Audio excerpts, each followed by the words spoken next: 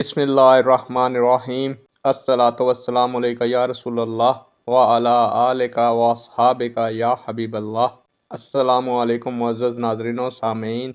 उम्मीद करता हूँ कि आप सब अल्लाह के फजल व करम से ठीक हैं और अल्लाह ताला से दुआ करता हूँ कि अल्लाह ताला आप लोगों को खुश व खुर्रम रखे और आप लोगों की तमाम तकालीफ परेशानियों को दूर फरमाए।